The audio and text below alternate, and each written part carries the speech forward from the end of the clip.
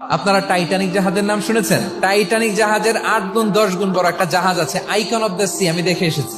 Royal Caribbean দেখে এসেছি। সাগরের সামনে জেটিতে যখন দাঁড়ালাম, জাহাজটা যখন যায়, আমার মনে হচ্ছে একটা শহর, পুরো একটা শহর মনে হয় পানির উপর দিয়ে ভেসে যাচ্ছে। পড়েন সুবহানাল্লাহ। এই যে আইকন অফ দ্য সি, এই জাহাজটা, এটার ভেতরে স্টেডিয়াম আছে, সুইমিং পুল আছে, রেস্টুরেন্ট আছে, 3000 4000 রুম বিশিষ্ট, কক্ষ বিশিষ্ট হোটেল আছে।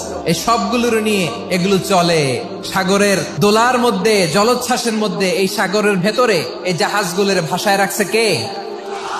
এই যে বাংলাদেশে যে গাড়িগুলো চালান, বেশিরভাগ গাড়ি আসে কিন্তু জাপান থেকে। হাজার হাজার গাড়ি একটা জাহাজ বহন করতে পারে। সূরাত বনী ইসরাইলের এই চমৎকার আয়াতের ভিতরে আল্লাহ তাআলা বেসিক্যালি মানব জাতির প্রতি তার 4টি স্পেশাল অনুগ্রহের কথা বলেছেন। 2 নাম্বার অংশে আল্লাহ তাআলা বললেন, ওয়া হামালনাহুম ফিল বাররি ওয়াল বাহর, স্থলে এবং সমুদ্রে আমি তাদের জন্য চলাচলের বাহন দিয়েছি। সুবহানাল্লাহ।